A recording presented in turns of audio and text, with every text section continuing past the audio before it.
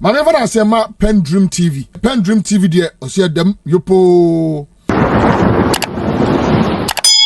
You are most welcome to PENDREAM TV, the only channel that brings you the best and latest updates in politics. If you are new here, please don't forget to subscribe to the channel, hit the notification bell for more updates. Like and also share to other members to watch as well. You can also leave a comment after watching or send us a voice note through our WhatsApp number, which is 0277128777. Thank you. Pratt has also registered his displeasure in the behavior of the police towards Akoryoo, saying he does not understand the kind of justice that they applied to her, because someone did it, somebody like our Kwesi did it, and he fired a gun and they see it to be nothing. And now somebody having a gun in his car with a registration document, they see a fault with it and they take the matter on, which he sees as something surprising to him. Without much ado, I would like you to join me listening to what he said into detail.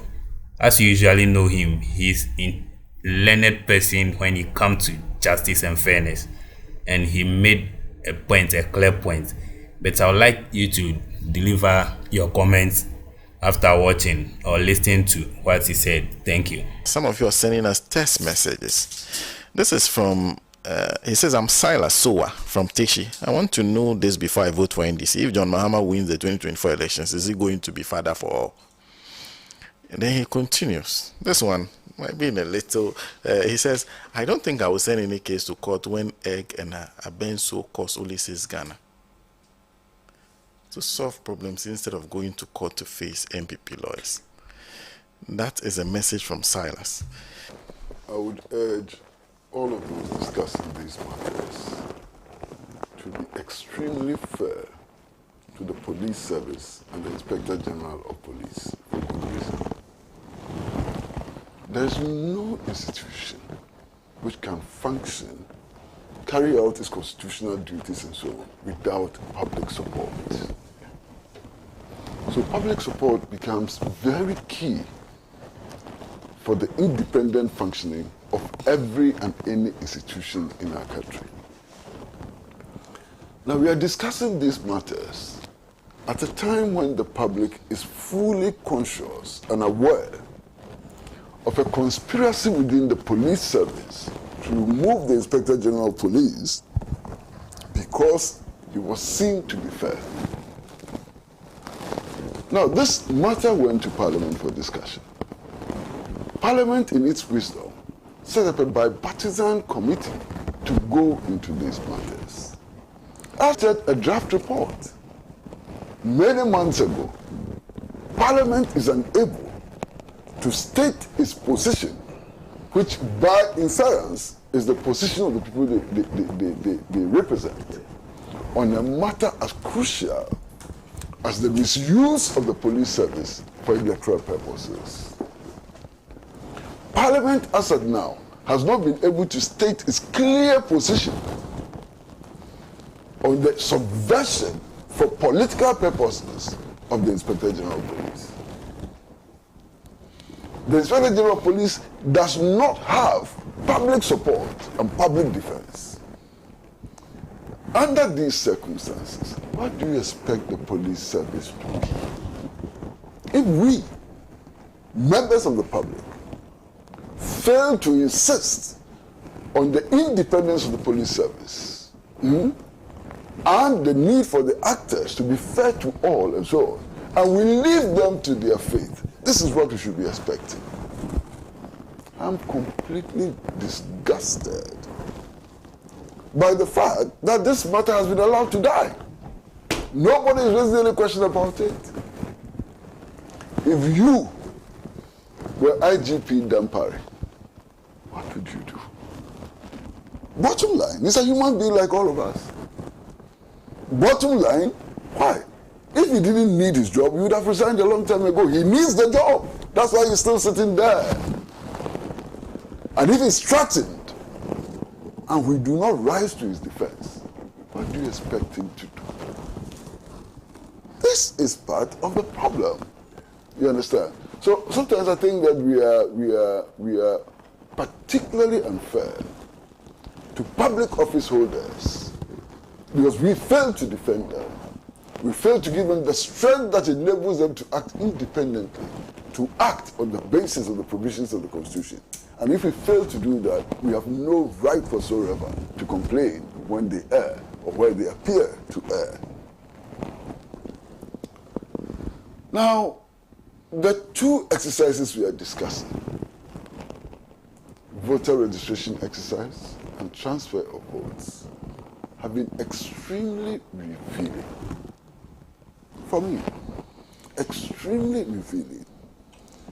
And they have showed us the fault lines in our electoral process. And I think it is about time that we soberly reflect on what has happened within the last couple of weeks. You take the voter registration exercise. Take the voter registration exercise. It should be normally an individual affair. It is not political parties and other groups which determine the date of birth and therefore the age of individuals. It's a purely individual family matter. Okay? And that is the basis of the whole voter registration exercise. One of the qualifications, nationality, age, and maybe others. You understand? So when you have a situation where organizations, maybe political parties, are mobilizing people and putting them into buses, that alone is an indication that something is going wrong. That alone. It's an individual affair. You don't register people on the basis of their party affiliation. The exercise is not about parties. It's about Ghanaian individuals who have attained a certain age and are qualified according to the Constitution to vote. So as soon as mass mobilization meet to hire buses together, to board the buses together in a group. How? How did they meet? So clearly, there's a master hand, or if you like, a mastermind behind that exercise which occurred in Wȯnders. And whatever it is a clear indication of gerrymandering, if you like. You understand? And it should raise major concerns for all those who are interested in maintaining this very limited democracy. It's very limited. The democracy we are practicing is limited in many ways. We are not living under a fully democratic society guaranteed by a constitution which fully protects the rights of citizens and so on. There are many lacunas in this constitution. There are many problems with this constitution. But whatever it is, it offers us some limited democracy, which perhaps we need to protect. Because in the absence of this limited democracy, maybe the option we have may be too scary. That's what some people have said. I'm not expressing my own views, okay? Because I believe firmly that the way we are going, the dangers ahead of us are so grave that perhaps what we need to do now is to reset. Whatever that means. You understand? Because we are moving into an avalanche which can erase everything we stood for and fought for. So maybe what we need to do is to halt for a moment, evaluate the situation, and rebuild from the beginning. Maybe that is the option. But it's not everybody who is going to agree with this. This is my view. And I accept that this is a very radical view. Okay? But in moments of despair, complete despair, radicalism becomes a tool for re-engineering society and moving society forward. So I make no apologies for my radical stance. You'll be frightened if we observe that trend. all the public opinion surveys I have seen, at least over the last 5 years, suggest very strongly a decline in public confidence in the Electoral Commission. Public confidence in the Electoral Commission is dwindling, and dwindling at a very fast rate.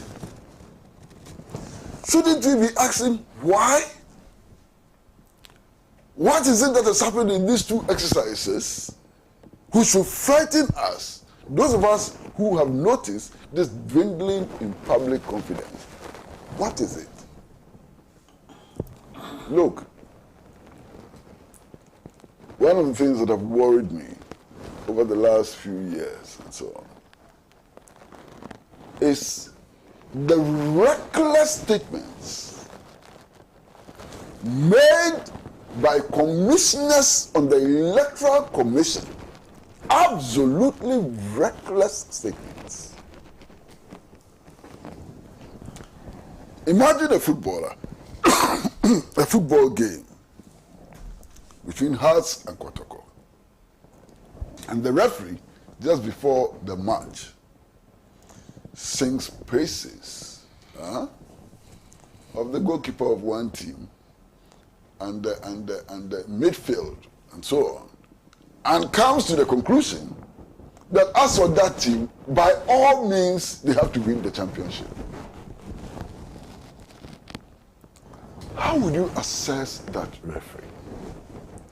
And how is this different from an electoral commissioner who makes a public statement to the effect that as far as is concerned, one of the contending political parties, its objective and practice is to undermine the democratic order? What statement can be more reckless from an electoral commissioner than this statement? And yet you have allowed this to go. Nobody complains. Even there are little complaints about text messages and a few comments and so on, it's finished. After making such a profound statement, he has continued to be electoral commissioner for years. Again, are we blaming the electoral commission or we are blaming ourselves? I don't know. But that's part of the problem which confronts us. Will such a thing be allowed to pass? Where? Even under Papa Doc, 80. This would not have been allowed to pass. Openly partisan. Openly partisan. And the other time, I raised the question. I said, if during the era of Professor Mills or John Mahama, they had appointed Dr. Tony Edu as an electoral commission, what would have happened? I was in the studio with an NPP communicator and said, oh, as for Dr. Tony Edu, they know that he's an honest man, they will not object. You understand? But then we are coming to accept things as normal, abrasive things, things that undermine the constitutional order, things that are done in our faces, not behind us. Something happens. Something happens. For me, the other significant thing in the two exercises, I think it was lawyer Apia Dankwa or my brother who was saying that the Electoral Commission has been making errors in calculations. The errors the Electoral Commission makes is not in calculations. It's not in solving algebraic problems. It's not in applying that theory, how do they call it? Pythagoras theory and so on. No! All of them. They will tell you that in the past, we receive the results in the strong room first, before the Electoral Commission gets the results. Amongst us, we argue, correct errors and so on, and then append our signatures to the results. Afarijan's only duty was to declare results which have been affirmed by agents of the political parties. That's all. One system could have decided to shut down the strong room And I can imagine what could have happened in this country without the strong room. And I can't understand why that decision was made. I don't know why. I can't understand why that decision was made. But the decision has been made, and apparently the political parties have accepted it. Whom am I? Whom am I? You understand? Yes. The strong room has been closed. It's been abolished. The political parties have accepted it. And regional coalition centers are now coming. Exactly. And the last election, look at what happened at the regional coalition centers. So, I cannot believe what is happening. Now, this whole idea of armed people going to registration centers, going to polling stations, and so on, there's a reason why it is still continuing. There's a reason. And the reason is that those who infracted the law before got away with it. So everybody knows that you can get away with it, especially if you wear a certain party color. I've said this a couple of times, I'm going to say it again. I was invited to speak at the observance of the 2nd anniversary of what happened at Ayawaso West Wuogon. And I was totally broken. Saw people who would never be able to walk again. I saw people who can never work again, who have become dependent for life. I saw people in plasters and bandages and so on. It was a horrible sight. What happened to the perpetrators of these crimes? People in security uniform, armed to the teeth, went to Ayawaso West Wuogon and visited mayhem on innocent citizens. What happened? The government, by itself, in its own wisdom, set up a commission of inquiry, headed by no less a person than my very good friend, Emil Short. And I've known Emil Short since he was practicing in Cape Coast. I've known him, saw him carry his father's bags and so on, Cape Coast High Court and all. I was then a court reporter, young court reporter. I've seen him, built a certain relationship with him. I can vouch for his integrity. I can disagree with him on many political issues, my understanding of society and so on. But when it comes to integrity, I do think that he has it in sufficient quantities. And I'm choosing my words advisedly. Members of the commission included a former Inspector General of Police. It included a sitting Supreme Court judge who had been a lecturer at the Ghana School of Law. So, the Commission of Inquiry came out with its report. What happened? It was jettisoned. A substantial part of it was jettisoned. Nothing has happened. Those who fired and injured, those who abused the state security services and so on, are walking free.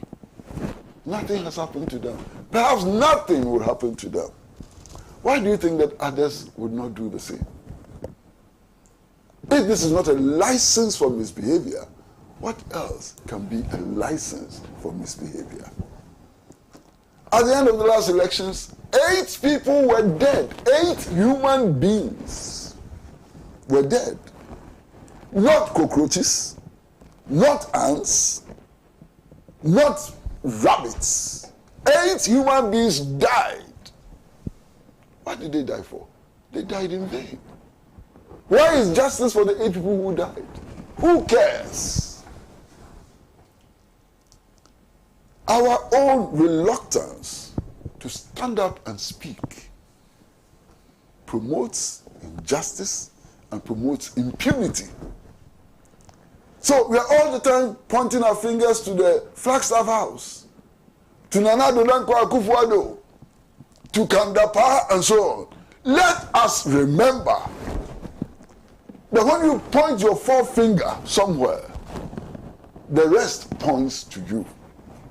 And we should begin to take responsibility for our inaction, for our condolence, is that how they say? You know, and so on. We should begin to take responsibility for that. And that is why I am happy that ordinary citizens, including the unemployed, including people who may never become ministers, who cannot even dream of becoming municipal chief executives, have taken on the struggle and have started the Free Akoryoo campaign. That gives me hope. It gives me hope that if our big men would not speak, if our big men and women would allow themselves to be compromised, ordinary people will not. There's a problem, however. When there's a leadership failure and the masses have to take matters into their own hands, there's no telling where it would end. There's no telling the conduct of protest and its impact on society.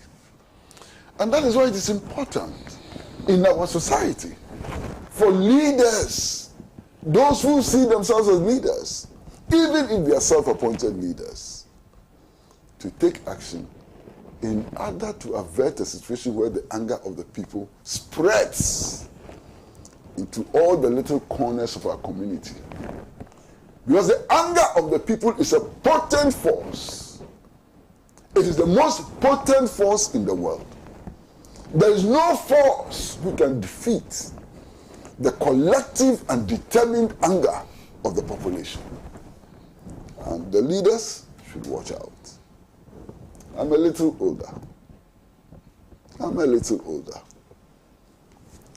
So I can speak to some lessons. Were they part of the Achampon regime? They were not.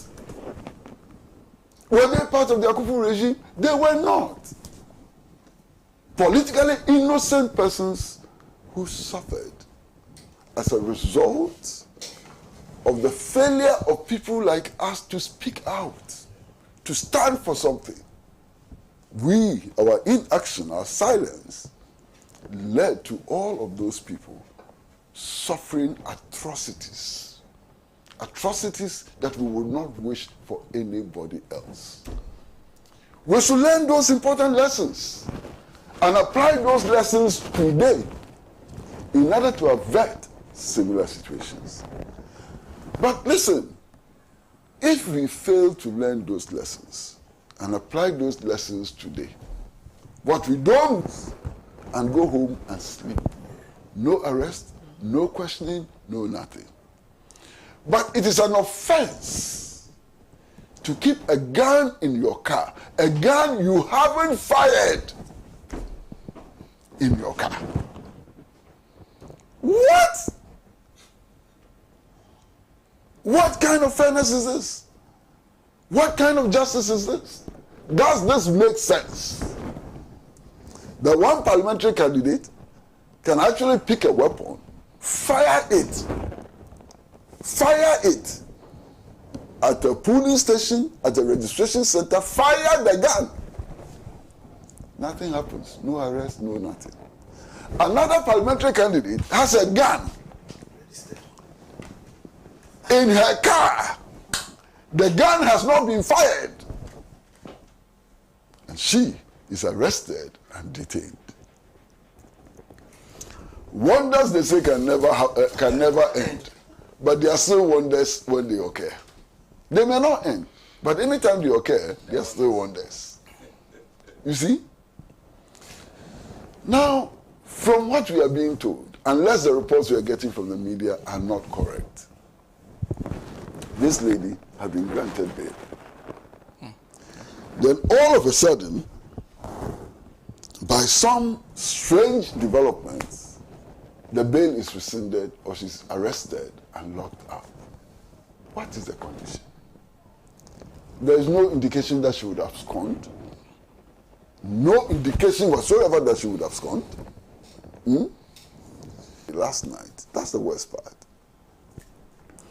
that actually there's a license. The gun in question is a pump action gun with 3 or 4 rounds of ammunition in them. 3 or 4. Okay?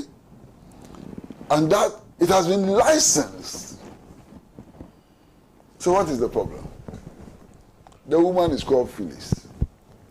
Some people spell Phyllis with 1 L. Some people spell it with 2 L's. And indeed, it won't change anything if it's spelled with 4 L's. You understand? But we are told that she writes her name with 2 L's. But the name on the license is 1 L. Hey, they. Master, I should be in prison by now. No, I'm telling you, I should be in prison. Because there are documents on which my Kwesi is spelled with an A. When my normal Kwesi that I write is spelled with an E. How many people will survive if we have to examine all the documents they have in their name and spellings and so on? And I hear that Akoryoo also misses 1 O. Yes. Sufficient grounds for determining a prospective member of parliament, sitting parliamentary candidate, and so on. Amazing. To say the least, amazing. But Master, it doesn't end there. The act is supposed to have been committed where?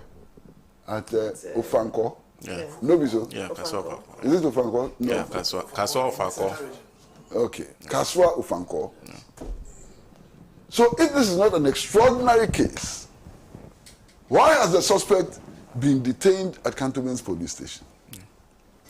Her mere detention at Cantonment's police station suggests that this is a very special case. Because otherwise, why? There's a district police and so on. Why is this case being handled by headquarters? Now, my brother, I'm going to say something which I should not be saying. 2 weeks ago, on this very program, I made what some have said is a passionate appeal to all the former heads, retired heads of the security services. You understand? All of them. And I mentioned them by name and said this is the time for them to speak up. If for nothing at all, to safeguard their lifelong work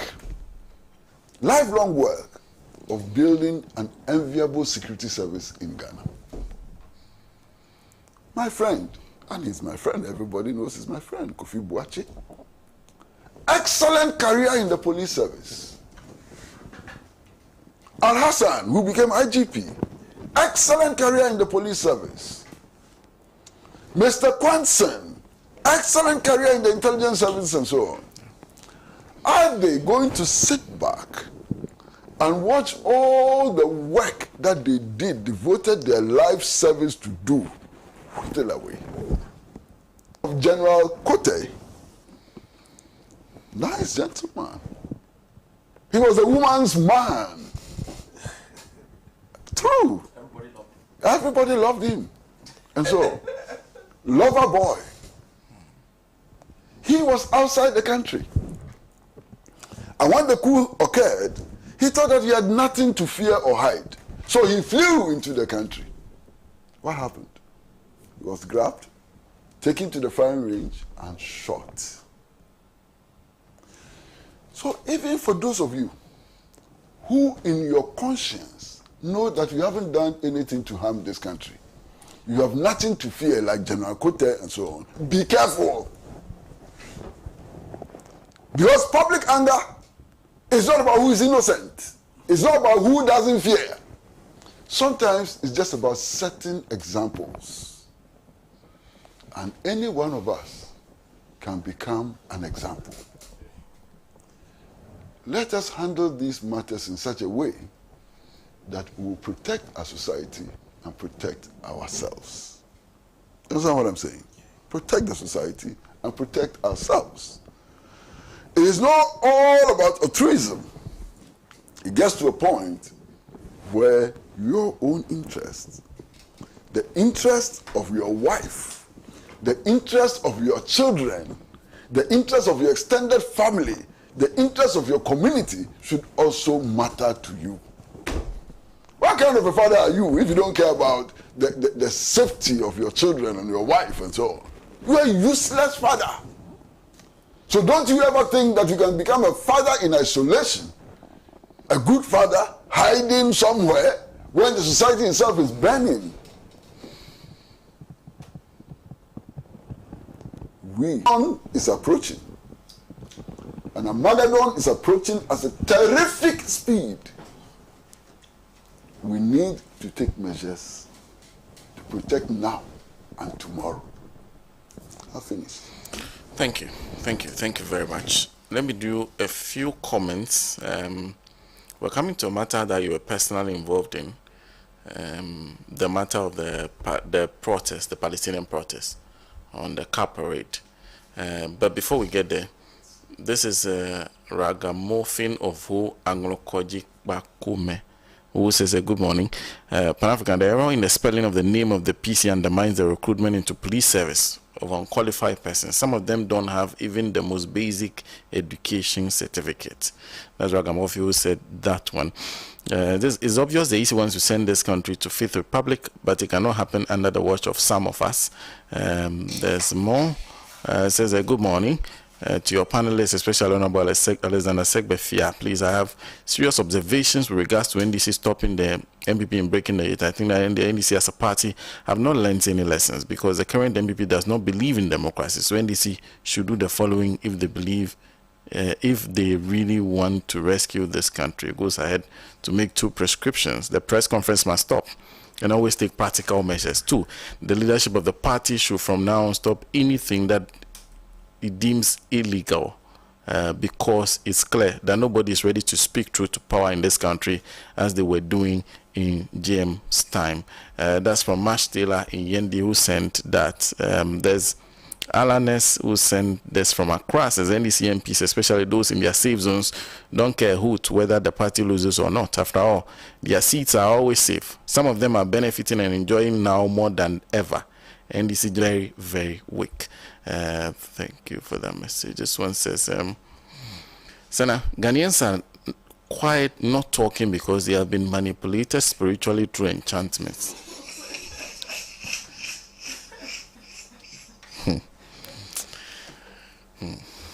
Anyway, let me continue. Sorceress, divinations to shut them up even if things are going wrong. This is from Enyo of Kutunse who sent this. Listener, coming events cast their shadows. It is very sad though. The Fourth Republic is coming to an end and has started waving us goodbye in various forms. Safe journey, he says. This one says, Thomas in Cape Coast, please, Mr. Rose, let Akufo-Addo know that he can do whatever he likes with his MPP appointees, but one day they will stand before God. That's Thomas who sent that from Cape Coast. Hamza in Pig Farm is also joining and says, good morning. In my humble opinion, the managers of Dr. Bawumia are doing more harm than good to him because of political power. Dr. Bawumia is out there calling on the clergy to come together and will help them to partner the private sector to complete the National Cathedral. God have mercy. Because of the cathedral, 21 houses belonging to our judges has been demolished. Our passport, the scholarship secretariat are all gone. Thank you very much for sending those messages. And of course, like I said, because this is also connected to the right of citizens, I'm coming to the matter of the socialist movement of Ghana. In fact, I saw this on your Facebook page, where there was a disagreement with the police over the dates, police making certain claims, trying to get a document and going it through it for you. But actually, it was about the fact that was supposed to happen today. Since the police have given some reasons as to why they say it cannot happen today. That was why I said it involves you, because even reading through the letter, it was like as if you are proposing to do it next week. Whether or not there's an agreement with the police is another matter. Do you have an agreement with the police now? order law insists that before you organize any public manifestation, you need to inform the police at least 5 days in advance. That's the public order law. And when the police have been informed, if they have any concerns, they're supposed to communicate it to you. Yeah? And where the agreement persists, the police then has a duty to go to court.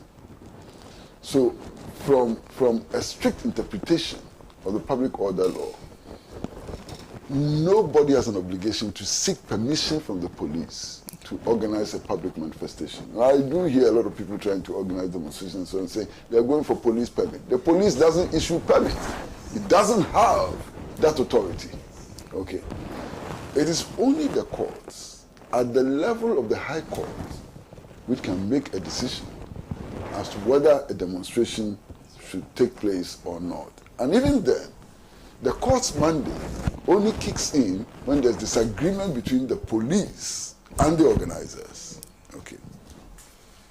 Now, the practice over the years has been for the police to go to court ex parte to seek injunctions. I think that is clearly an injustice. Because those whose rights are being violated should have a right to defend themselves, to prefer arguments which may be better or superior to the arguments that the police put forward. And I was very happy when another High Court judge frowned on this ex parte applications for injunctions. But in spite of that, it is continuing. And I think that all of us, no matter who we are, need to do something about this process and ensure the sanctity of the process. I would even say that the public order law is an affront to the 1992 Constitution. Because the 1992 Constitution provides no fetters to the enjoyment of citizens' right of free expression. There are no fetters at all. The public order law introduces fetters. And if I were a lawyer, or I had the means to litigate, it's one of the areas I would have challenged, but be that as it may. So the world is witnessing a genocide which has never been seen in history. This genocide is different because of the times in which we are. In the Hitlerite era, there was no social media. You didn't see the gassing of people and so on television, live television. Now, there's a totally different world. And we can see the genocide being committed right under our eyes. If today we can criticize those who lived in the Hitlerite era for not raising a finger as Hitler committed the genocide, can you imagine what future generations will say about us in this era of social media and so on, in this era of live television, if we do not lift a finger? Now, official estimates say that about 40,000 Palestinians have been killed. About 40,000. Imagine 40,000 people. Okay? But that does not count those who have lost their lives under the rubble, who have still not been discovered.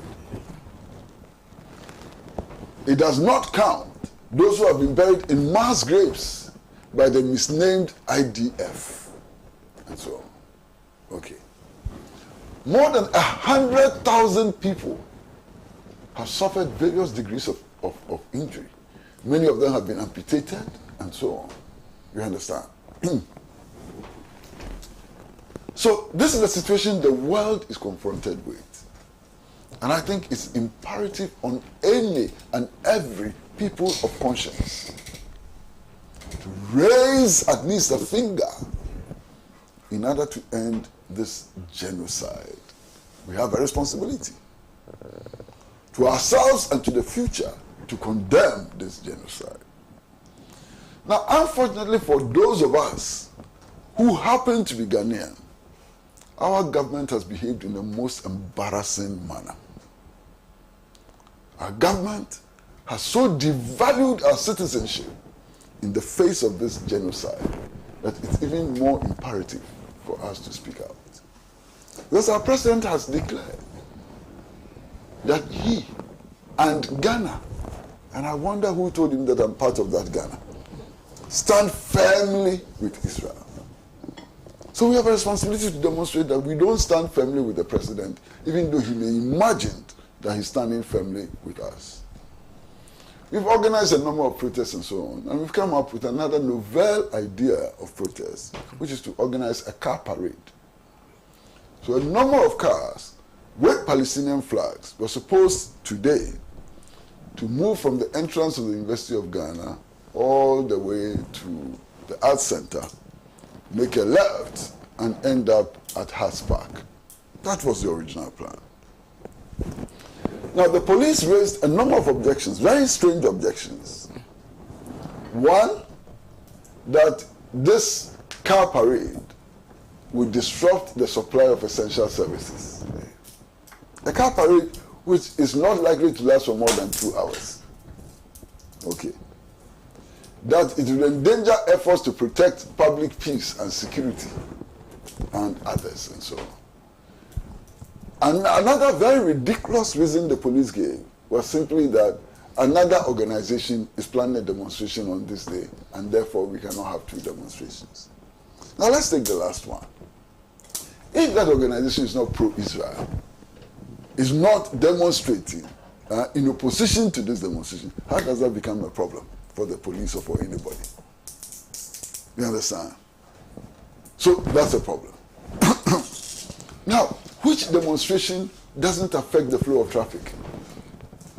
Is there a demonstration anywhere in the world, including Afghanistan and Kosovokaya, who does not affect traffic and so on? So we've written a very reasonable letter to the police, telling them, they also asked us to postpone the time from today to next Saturday. We've agreed, made several concessions with the police. And it seems to me that next Saturday will be the date. Nothing will stop the car parade from taking place next Saturday. After all the concessions we have made, including shifting the date. You understand? We are confident that nothing will stop this car parade from taking place. And the car parade will definitely take place on Saturday, the 15th of June. All those who have registered to participate, we are sending you notices via the internet and so on about the plans that we have and so on.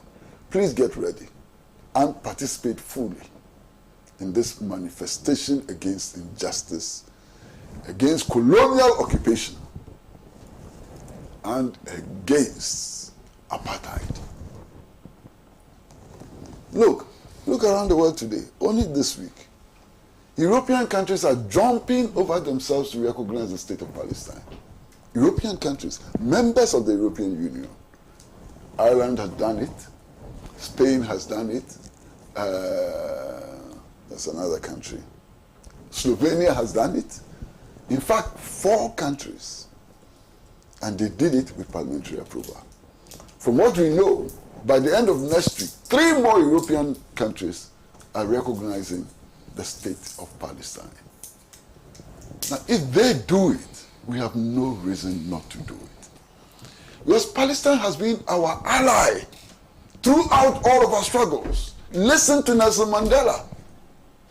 When he says, when Israel and the West were sabotaging our fight against apartheid, Arafat stood side by side with us.